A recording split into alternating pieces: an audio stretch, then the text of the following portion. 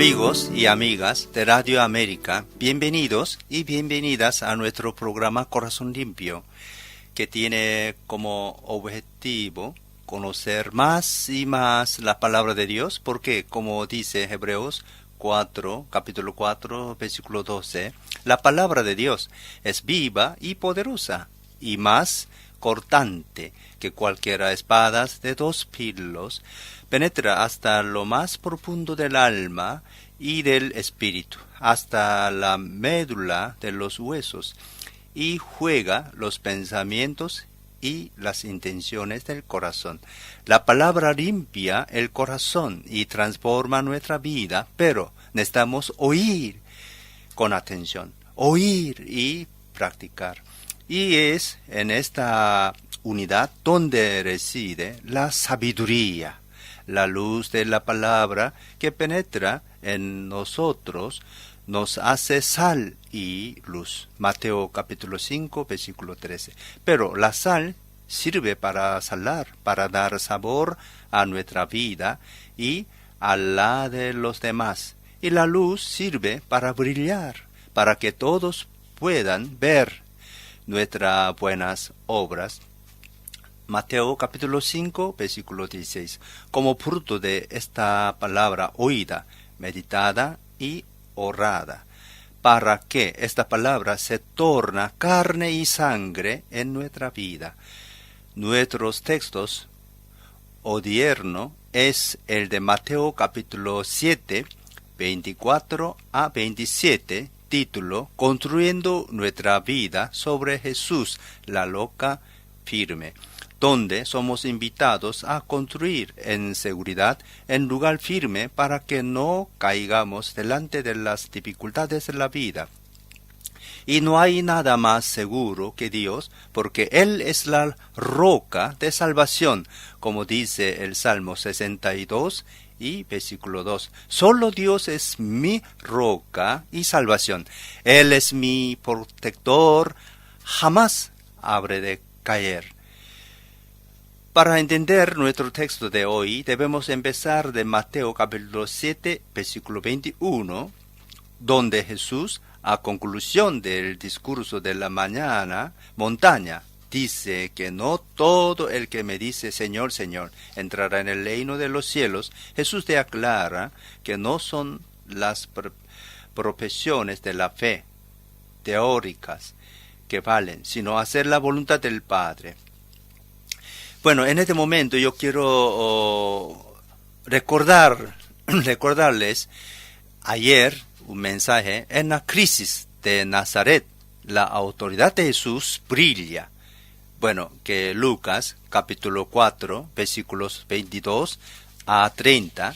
Así que yo quiero un poco para recordarles que un poquitín, que las autoridades a aquel momento religiosas del tiempo se oponen, lo desafían durante el ejercicio de su ministerio de Jesús, lo acusan y lo llevan hasta la muerte.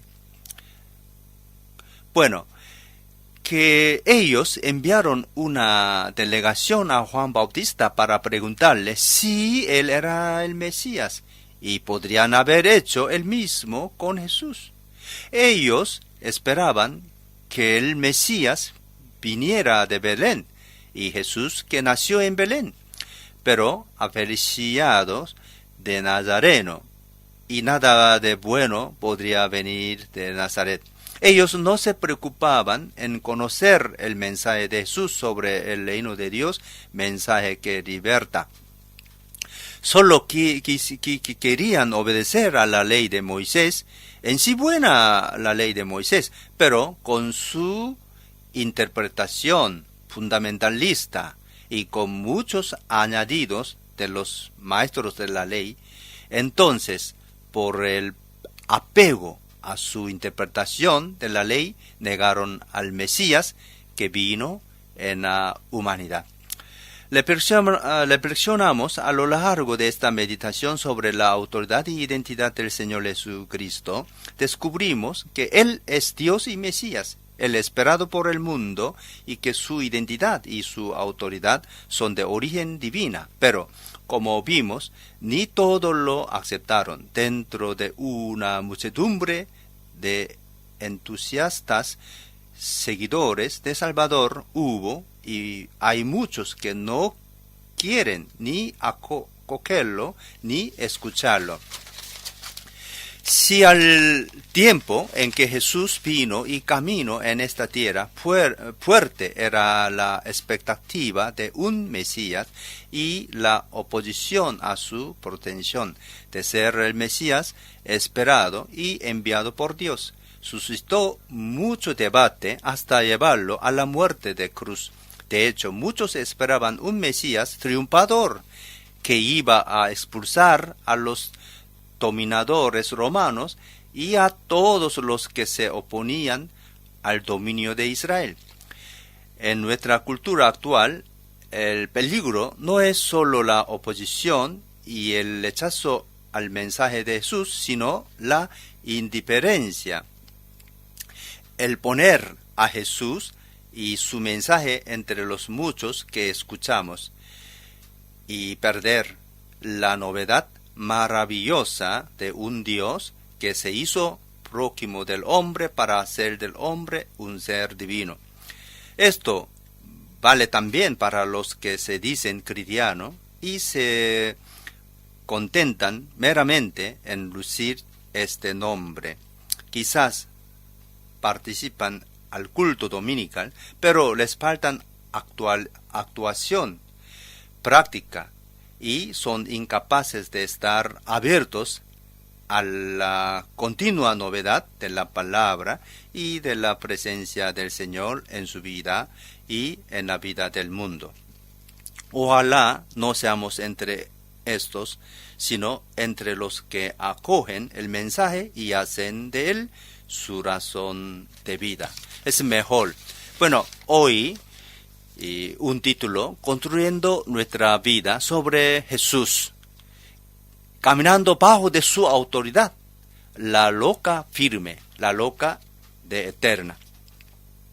Hay un profundo contraste entre el decir y el hacer. Lo importante es hacer la voluntad del Padre, es decir, practicar un amor parecido al de Dios. Meras declaraciones teóricas no sirven porque Jesús es muy contundente en su hablar. En Mateo capítulo 7, versículos 22 a 23, leemos: muchos me dirán aquel día, Señor, Señor, ¿no profetizamos con tu nombre y con tu nombre no expulsamos demonios y en tu nombre hicimos muchos milagros? Pero yo les responderé, jamás los conocí. Aléjense de mí, hacedores de maldad. Usar el nombre del Señor significa identificarse con Él, parecerse a Él, pero estos hacedores de maldad, pese a que hicieron acciones en nombre de Jesús y de su evangelio, no se parecen en nada con Él. Por eso Jesús declara con vehemencia que nunca los conoció, porque son hacedores de nada, porque la iniquidad es vano e inútil. Jesús quiere decirles a estos que en nombre de Jesús lograron convertir a algunos, el mensaje evangélico en ellos no tuvo ningún efecto. No operó transformación alguna. Por eso, llegó después, Jesús usa la imagen de las dos casas como metáfora de la vida humana y espiritual. El desafío es preguntarnos a dónde queremos poner las bases de nuestra vida. Mejor lugar es bajo el señorío de Jesucristo. Escuchamos el texto de hoy. Texto. Por tanto, todo aquel que me oye estas palabras y las pone en práctica es como un hombre prudente que construyó su casa sobre la roca. Cayeron las lluvias, crecieron los ríos y soplaron los vientos y azotaron aquella casa. Con todo la casa no se derrumbó, porque estaba cimentada sobre la roca. Pero todo el que me oye estas palabras y no las pone en práctica es como un hombre insensato que construyó su casa sobre la arena. Cayeron las lluvias y crecieron los ríos y soplaron los vientos y azotaron aquella casa y ésta se derrumbó y grande fue su ruina. Estructura del texto. El que escucha mi palabra y la pone en práctica es un hombre sabio que cimentó su casa vida sobre la roca. Versículo 24. Vinieron muchas intemperies, pero la casa resistió porque estaba cimentada sobre la roca. Versículo 25. Pero quien escucha mi palabra no la pone en práctica es un hombre sin sabiduría que cimentó su casa sobre la arena. Versículo 26. Vinieron muchas intemperies y la casa no resistió, se derrumbó y grande fue su ruina. Versículo 27. Comento.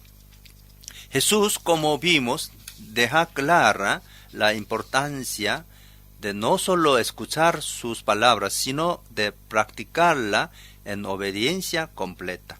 Como nos recuerda Pablo en su carta a los romanos, para el creyente escuchar es fundamental, así que la fe viene como resultado del oír el mensaje. Y el mensaje que se oye es la palabra de Cristo. Romanos capítulo 10, versículo 17. Pero tenemos que ir más allá. El autor del Éxodo en capítulo 24, versículo 7 dice: Después Moisés tomó el libro del pacto y le leyó ante el pueblo, y ellos respondieron: haremos todo lo que el Señor ha dicho y lo obedeceremos. Es decir, que conoceremos de verdad al Señor en el momento en que practicaremos su palabra, para que la vida en Cristo no es una mera cuestión de teoría y títulos académicos que nutren nuestro orgullo intelectual, sino una cuestión de práctica, porque Dios es amor y quien ama conoce a Dios. 1 Juan capítulo 4 versículo 7. Jesús, como vimos en la meditación de ayer, actúa con una autoridad bien diferente que la de los maestros de la ley. Él dice claramente que hoy necesita de practicar la palabra, porque es así que entramos en comunión de vida con Él y cumplimos la voluntad del Padre. Santiago, casi comentando las palabras de Jesús, dijo: no se contenten solo con escuchar la palabra, pues así se engañan ustedes mismos. Llévenla a la práctica. Santiago capítulo 1, versículo 22. Jesús nos advierte: poner en práctica su palabra es elegir la vida, la plena realización de nuestra humanidad. Jesús pronunció las palabras que hoy escuchamos. Luego, después que él proclamó el Sermón del Monte, en el cual presentó la carta magna de la vida cristiana como Dios, cuales nos invita a recibir su advertencia como algo de extrema importancia. Sus palabras son palabras de vida eterna, como reconoció Pedro en Juan capítulo 6, versículo 68. Por eso, para nosotros, si Jesús nos habla palabra de Dios, no hay dónde va. Quedamos en Jesús. Conocemos, queremos seguir a Cristo Jesús, construir sobre la arena, es decir, fuera de la roca, que es el Señor, es actitud de insensatos, de personas sin sabiduría o sin sabor. Estas son imágenes bien evocativas para decir que eso no lleva a ningún resultado positivo, bien más a un fracaso seguro. En nuestro mundo hay personas que se afanan, que corren la vida toda y cuando llegan al final descubren que están con las manos vacías. Agustín dijo: corres bien, pero fuera del camino homologado. Cierto, seguro, que pena lugar al momento de la prueba y descubrir que construimos en la arena y que nuestra vida está fracasando. Construir sobre la arena es poner nuestras esperanzas en cosas instables que no resisten a lo largo del tiempo o a los cambios que siempre pueden ocurrir en nuestra vida. Cosas como el dinero, el éxito, la misma salud, hoy podemos tenerlas y mañana no. La experiencia nos muestra eso. A cada día basta un nada, una pequeña enfermedad, un negocio mal conducido, un cambio en nuestras relaciones para que todo se derrumbe. Claro, siempre hay posibilidad de cambiar de rumbo, pero con muchas dificultades y sufrimientos. El Señor quiere enseñarnos a cimentar sobre bases sólidas y solo podemos hacerlo si practicamos las enseñanzas de Jesús, viviéndola todos los días. Si la semilla de la palabra de Dios no echa raíces en nuestra vida, cualquier viento de tempestad nos va a derrumbar y no podemos culpar a la semilla, es decir, a la palabra, ni al sol que representa las dificultades de la vida, sino a la planta, nuestra vida, que no creó raíces. Las dificultades no deben derrumbarnos, sino fortalecernos y confirmarnos en nuestra vida de fe y en el seguimiento del único necesario. El Señor quiere que construyamos nuestra vida en bases sólidas, sobre algo consistente, que seamos personas que continuamente se comportan con la palabra para que nuestra vida pueda moldearse alrededor de ella. Eso es construir sobre la roca que es Dios. La roca es uno de los símbolos preferidos en la Biblia para hablar de Dios. Podemos hasta decir que de alguna manera define la identidad de Dios. Claro, valga la pena reflexionar sobre el símbolo de la roca en las Escrituras. Muchos son los textos bíblicos que hablan de eso, algunas citaciones para esclarecer y para conocer más la palabra. Isaías capítulo 26 y 4, Salmos 31, versículo 3. El Señor es roca eterna y estable, la fortaleza de salvación. Deuteronomio 32, 4. Él es la roca, sus obras son perfectas y todos sus caminos son justos. Salmos 144, versículo 1. Bendito sea el Señor, mi roca. Hablar de Dios como roca es como decir que Dios es fiel, estable, justo, protector, que ampara nuestra vida y hace seguro nuestro camino. Dios, roca, está en el origen de nuestra vida y le da consistencia y solidez. Cuando no buscamos a Dios, olvidamos de esta origen, seguramente buscamos otros apoyos instables e inseguros. Pero fuera de Dios no hay seguridad y defensa. Nadie es santo como el Señor. No hay roca como nuestro Dios. No hay nadie como Él. 1 Samuel capítulo 2, versículo 2. La roca es símbolo de Dios que nos protege, de un Dios que habla. El Dios de Israel, hablo. La roca de Israel, hablo. La roca de Israel me dijo. 2 Samuel, capítulo 23 y versículo 3. Es Dios que nos alimenta con el mejor trigo y con miel de la peña nos sacía. Salmos 81, versículo 16. Es siempre el que hace brota agua de la roca, asestarle un golpe a la roca y de ella brotará agua para que beba el pueblo. Éxodos capítulo 17, versículo 6.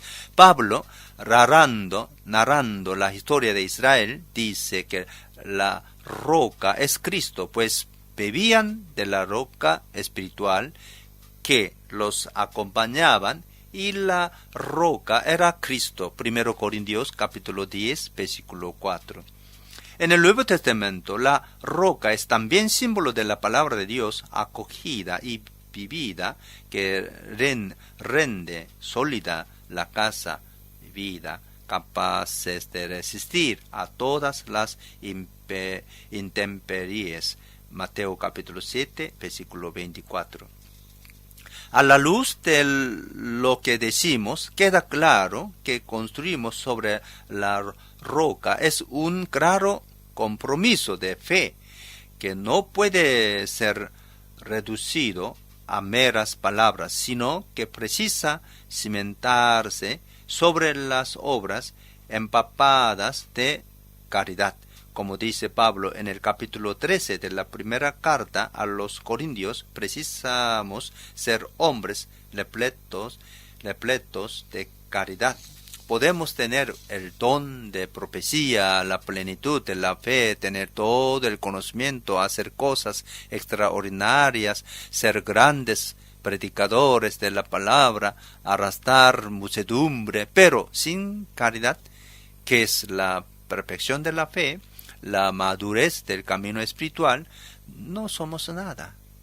Nuestra existencia como creyentes se realiza cuando llegamos a ser hombres y mujeres que aman. Solo entonces nuestra vida estará cimentada sobre la roca firme y pase lo que pase, siempre estaremos de pie. No con nuestras propias fuerzas, sino por la fuerza que nos viene de Dios, por la certeza interior de estar en el camino cierto.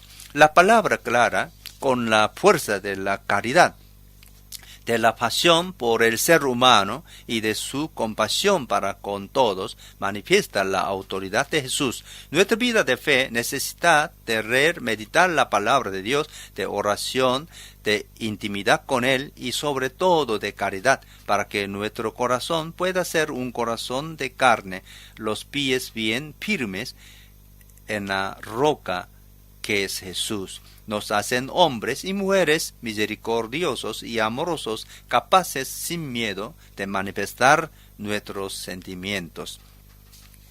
Ungido por amor puro.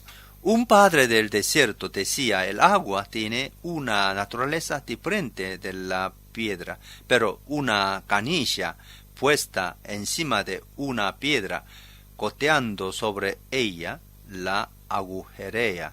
Así es de la palabra de Dios, que es viva, si oída todos los días, puede penetrar la dureza de nuestro corazón y abrirlo al conocimiento del Señor.